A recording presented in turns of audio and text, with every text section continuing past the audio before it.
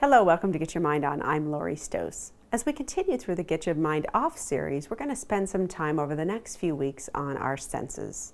Our senses is the way that we can connect to really understanding more about our life. Really, when we think about our senses, they're so much part of our lives, but we really have to think about what they do, and do we take the time to really connect to our senses? So as we think about the busyness of our holiday season, I want us each to take some time off and spend some time getting more connected to our senses. You know, I had the opportunity when I went on a mission trip years ago to Costa Rica and had a chance to really step back and experience the senses even more. You know, sometimes when we're in our environment every day, we kind of forget about some of the sights and the smells and the sounds because they're just day-to-day, normal for us. But when I had the chance to spend time there, it really allowed me to step back and experience some of the sights and sounds and smells and tastes that I hadn't experienced before. And also I had some time to step back because I was on, a mission to serve others, and so it took me out of my day-to-day world. So I asked everybody one question. The question was two parts. One, if you had a sense that you could not get rid of and would want to keep, what would that be? And if you had a sense that you had to get rid of, what would it be? So really thinking about what sense is most important to you and what sense is least important to you. So that was a tough question for many of us because we're really connected to our senses and we use them every day. So we're going to really start today thinking about two senses, sights and sounds. And really when you think about sights and the views and being visual part of our life, 25% of our brain is used for our visual experiences every day. And about 80% of our life, of what we see every day, is based on the visual part of our senses. So really, most of our life is visual. So when you think about looking and using the line, do you see what I see? Gosh, we all see lots of things, but are we really taking time to step back and be in the moment to see the important things? Do we see what's going on around us?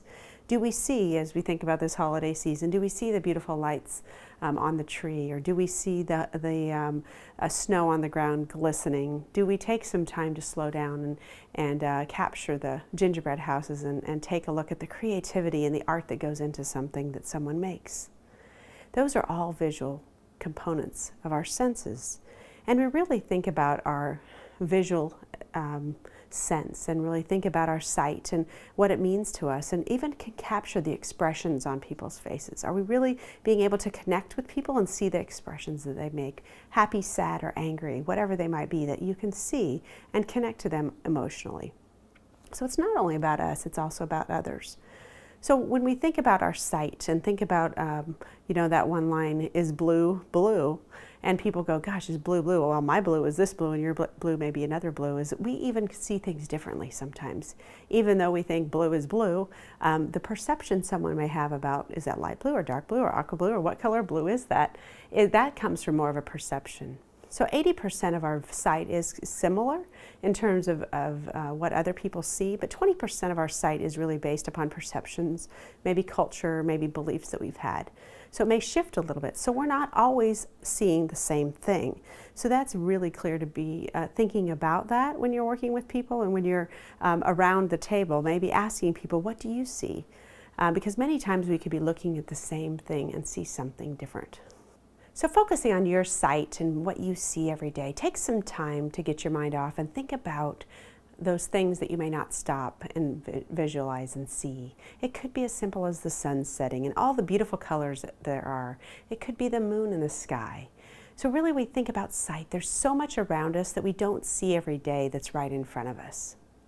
So now let's think about sound. Do you hear what I hear? What is the thing about sound and our sounds that we hear every day? Well, there's sounds around us. Sometimes it even gets to be, quote, in that pollution state because there's so many sounds that we hear every day that sometimes we're not even in tune to the sounds that are good sounds. Most of the time when you think about sound, there's lots of sounds that we can hear, and I think first about sounds that get our attention. And sounds that are, around us, such as sirens, or things that you hear a crash that get your attention, or somebody yelling or screaming. Obviously, those sounds get our attention very quickly. And when you think about those types of things, there's a visual connection to sound when you think about a siren. First, we hear the sound, and what do? We instantly start looking around to find the ambulance or find the fire truck. When somebody's yelling or screaming, we looked for that person. So there's some connection sometimes with that sound and that sight. But when we stop and think about sound, we hear those sounds every day. And at this time of year, we can hear great sounds as, the bell ringers ringing the bell, that we hear that bell and you instantly go, oh, wow, it's that time of year. I know I heard it before Thanksgiving this year, and I'm like, oh, wow, it's that time of year again. So there's a little bit of a memory to that. Also the sound of beautiful music, Christmas music at this time, and music that you hear. And some people really have an ear to hear the little things in the sounds that maybe some of us don't hear. So just as visual, as we talk about the vision of people seeing things differently, the same thing is with our sound. Sometimes some of us hear sounds and sometimes some of us don't. I was sitting in a meeting the other day and someone says, do you hear that humming? And it was a very low, quiet hum. But it was at a place where it was enough annoying that we knew something was going on. But some people could hear it and some people couldn't. So that, of course, all varies by many types of things about our hearing, maybe some experiences that we've had in life to noise. Some of us, based off your age, you can hear better or worse. And so people may not hear the same thing that we do. So let's think about that hearing. When you think about hearing, take some time to get your mind off and listen. Listen to the silence. Listen to the things that you don't hear, that you maybe stop and think about what's around you and go, let me just close my eyes and listen for just 1 second and see what I hear. Maybe I hear the ticking of the clock, or the humming of the refrigerator or the humming of something, but we don't really capture even that sound of silence. So getting your mind off allows you to maybe capture some of those sounds that you might not think about or hear in the days that our days are kind of busy and we're running around. So for positive charge this week, I really want you to take some time first to stop and look.